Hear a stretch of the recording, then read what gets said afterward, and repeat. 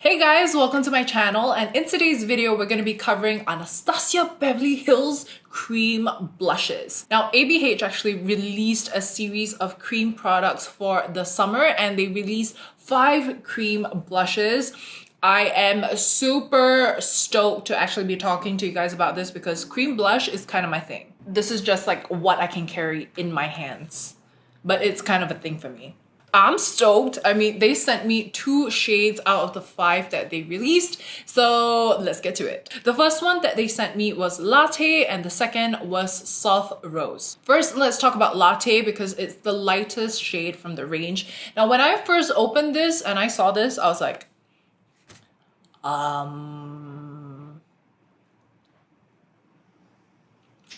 ooh, that's a choice. This looked real ashy, I'm not gonna lie, but this is actually such a beautiful color. It's actually the blush that I'm wearing on my cheeks today.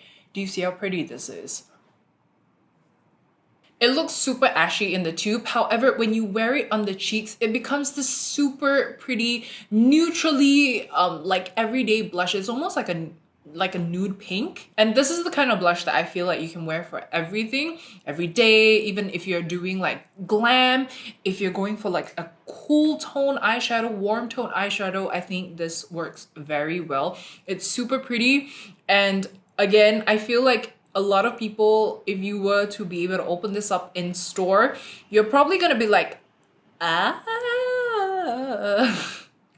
but on the face, it's beautiful. The second shade that I got is Soft Rose. And now, this is like that warm medium pink shade that I think suits every skin tone, that I feel would be the most loved shade in the whole entire range, actually. It just gives the cheeks this very natural, rosy look that I think even if you have like fair, medium, or deep skin tones, this would work very well for you. Like in comparison to Latte, I feel like this works best with light to medium skin tones, but this I feel like is a great all-rounder. Okay, as usual, let's get into the nitty-gritty and start with the price. This is actually going for 145 ringgit in Sephora, Malaysia, and actually being sold at 32 USD in the States. So after conversion, it's actually cheaper to be able to buy this in the States. In this tube, you actually get approximately 8 grams of product, which I feel like is actually okay. It's actually considerably a lot of product in comparison to other brands.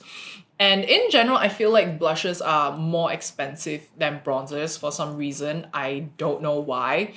But I realized that across brands. Now, I feel like it was only fair to compare it to other cream sticks as well. One of my heavily used cream sticks would be the Fenty Match Sticks. Now, this is actually being sold for 123 ringgit per stick, and you get 7.1 grams of product. So based on calculations, the ABH ones are definitely more expensive. However, if we bring more into the fold, like my favorite Fenty Cheeks Out Cream blushes, now this is going for 105 ringgit and it only has 3 grams of product. So this is a very big price difference over here. This is definitely a lot more expensive. Another very popular cream blush in the market right now would be the Rare Beauty ones. And that, if I'm not mistaken, is about 105 ringgit and you get 5 grams of product. So it's still relatively expensive in comparison to this. So this is again still, I feel like a bang for your buck in comparison to like other brands and how it stands in terms of price. It's actually very competitively priced. I will now insert here on the screen my calculations per gram for the mentioned products so that you guys can see for yourselves. Now let's talk packaging. I love the packaging because it looks very classy, super sleek and simple. It comes in a regular cylindrical tube, and it is a very pretty rose gold tone. The thing that I don't like about this would be that it's very fingerprinty. I mean, across the board, you're gonna get your products dirty, but I feel like when it comes to this kind of a material, like it leaves a lot of fingerprints and you can basically say goodbye to it ever looking new again. Very, very simple. Anastasia Beverly Hills, just printed right down the center. It has their logo emblazoned on top and also a sticker with the shade on the bottom. This is actually dual-ended. On one side, you get the product, and on the other, you get a flat top brush, which comes in handy. Now, I actually wish that this product could be screwed down more. This is actually the maximum. As you can see, you can still see a little bit of the product just peeping through the top. And I actually have a pet peeve with that because I'm clumsy, I'm messy, I'm always in a rush to do things.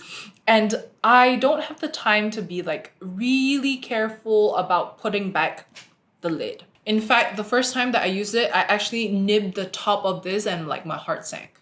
Now the cream blush does not have a scent. Honestly, I thought it would smell at least like the usual product like foundation, concealer, primer kind of smell, but this, nothing at all. Oh wait. Okay, it's just a hint. Only if you really get your nose up in there, you can actually smell something, but no, it smells like absolutely nothing. Now, in terms of formula, I'm going to be referring to the PR card and also the notes that I wrote so far. So this is actually a buildable cream blush that creates a natural looking color with seamless finish. Includes a synthetic brush for precise application and blending on the go. It also talks about why I would love the product, and I basically put all the key points together, and that would be it's lightweight, buildable, easy to blend, glowy skin. So I've actually tested this out in multiple ways, which would be with foundation and without foundation. I've also used brush application, direct application, and a sponge application. So let me just go through this with y'all. I actually tried this without foundation. I went in straight from the tube directly onto the cheek and blended it out with the provided brush on the bottom, and it actually blended out very nicely. Basically, it was instant pigment, very beautiful. For the sponge side, I also used direct application from the tube to the cheek and used a wet sponge to actually blend it out. It was also very easy to blend, but obviously on the sponge side, it was a little less pigmented compared to the brush side. After 8 hours, both sides was obviously fading. However, the brush side definitely held up a little bit better in comparison to the sponge side. However, the skin looked absolutely amazing still. It still looked very natural onto the skin. And I didn't find any issues at the fact that I wasn't even wearing any foundation. It just looked very natural. In fact, even though there was more fading on the sponge side, I actually preferred the look of the sponge side in comparison to the brush side. It was just a little bit more diffuse and natural looking in comparison to the brush side. And I'm not saying that the brush side wasn't natural, it's just that I generally preferred the look of the sponge side. Then I also tried it with foundation. I tried the same thing using the stick to directly apply onto the cheek. And this is where the problem started because the stick, as how I predicted, started picking out my foundation. And when I started blending it out with the brush at the bottom, it was too compact that my foundation and my blush was moving too much. It started like I don't know how to describe it, but I wouldn't say that it looked muddy, but it just got all mixed up together that it looked weird. And it wasn't even like a nice diffuse kind of a look. It just looked messy and product was moving a lot. So I had to touch up my foundation and then go back in. And what I did this time was actually pick it up with a brush. I actually picked it up from the stick and then I started to apply, and that looked really nice. So for the sponge side, after knowing that direct application on top foundation was just not gonna cut it, I actually decided to rub the sponge directly onto the product and then apply it to the cheeks, and oh my god, this looked so beautiful. So incredibly pretty. I was actually so shocked because the sponge just helped give it this dewiness, but at the same time, it still dried down to this like almost powder-like finish, but it still gave it that like natural sheen, and that's what I did on my face today. I don't know if you can tell from the camera, but it just looks so incredibly pretty in person. Now, in terms of the 8-hour wear, you could definitely tell that the brush side evidently held up better compared to the sponge. However, guys, can I just say that when blush can hold up past an 8-hour mark, that's already very impressive. Because blush just fades so incredibly fast. So the fact that it could actually stay on my cheeks for 8 hours, even with that faint color, I was like, wow, this is actually pretty dope. So in terms of application, here are some of my tips. If you're not wearing any foundation, I highly recommend just going directly with the stick onto the cheeks and then using the brush on the back to actually just blend everything out. If you'd like something a bit more seamless after that, you can actually go in with a sponge and just like shear it out a little bit, or at least help it blend into your skin. I know some people actually say use your fingers to help melt the product. Theoretically, it sounds great, but for some reason, when I started doing that, I felt like it was displacing the product really weirdly, and I just got a lot of like a little bit here, a little bit there. It just wasn't really even, and you could see a lot of like dents around my face from my fingerprints. And I don't know, I just felt like it didn't work the best, but with the sponge on top of that, it looked really, really nice. So I wouldn't recommend using your fingers. Maybe I'm using it wrong.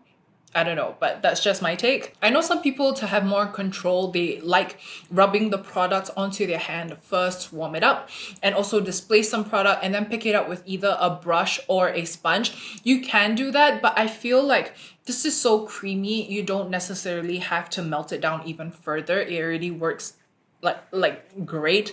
In fact, I feel like you're wasting too much product doing that, so just omit that. If you're wearing foundation, just make sure you pick up the product with a brush and then go for the application. My favorite way to apply this is definitely going in directly with the wet sponge, just rubbing it on the stick and just applying it onto the cheeks directly like that. Full stop. It looks so nice with or without foundation. It just looks incredible. And I know some people would think like, okay, what if you pick up too much product? It happened to me once with the soft rose color. The thing is, you can always use a sponge to just shear it out, but I really recommend just going in layer by layer and slowly building the intensity because it looks really nice. On my cheeks today, I'm actually using about 2 layers of the blush that I loaded up. And it looks great. Like, I don't know if you can see from camera, but in person, I'm like, wow, this looks so good.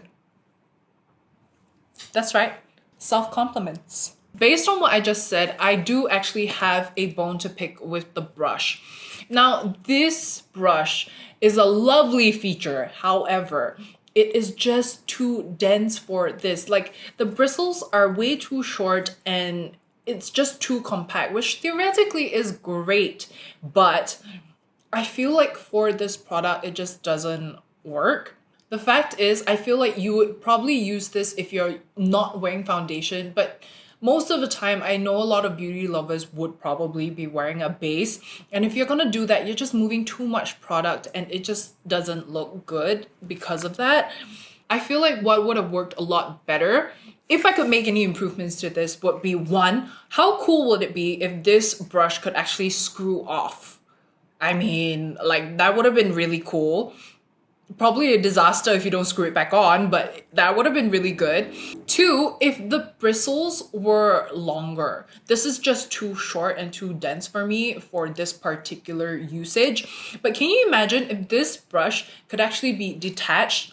You can flip it over and just rub it against the product and then like stipple it onto the cheek. That would have worked so nicely. I think that would have worked a lot better compared to what it is right now. Like, kudos to ABH for even thinking of this. I think this is a huge step up, but if there was any improvements I could make to the product, that would have been it.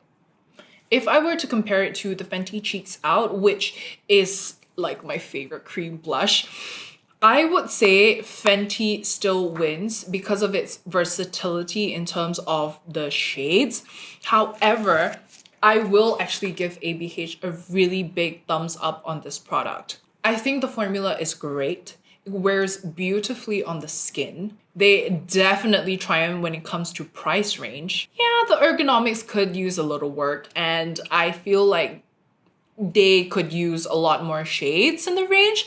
And I feel like that's something that I hope that they're working towards because this is actually a very good formula and I would love to see more colors. At this point, I feel like I would still give it like a B+ to an A- because I love the formula. I really like the wear and how it looks on the skin. It looks incredible. However, the ergonomics just throws me off a little bit because I know they're trying to push it in terms of like, look, it's like a 2-in-1. And if it doesn't work for me, it means like it kind of failed on your ergonomic side. I actually feel like if the blush came in a pot, just like the cream bronzer, and it came with like a separate brush, I probably would have given this an A. But I will say because of the ergonomics, I just can't give it like that full mark. But formula wise, really good. Actually really incredible. Again, I would give it the same comparison that if you have dry skin, I think both looks great. This is definitely a more all around. I feel like even if you have oily skin, this would look really nice.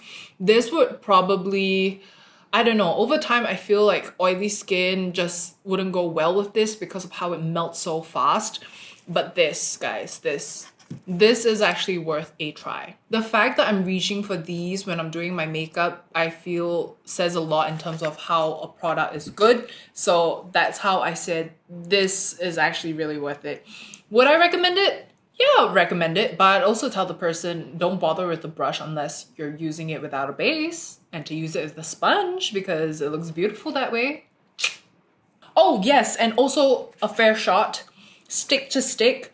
I totally prefer the Anastasia Beverly Hills ones compared to the Fenty Match Sticks because this formula is a little bit more stiff. I wouldn't even use a sponge with this. I would just go in directly with a brush on top of the product and then apply it to the skin. So I find these to be a little bit more versatile and a little bit more pigmented, more creamy, less stiff. Also, how I would warrant my thoughts, would I buy another shade?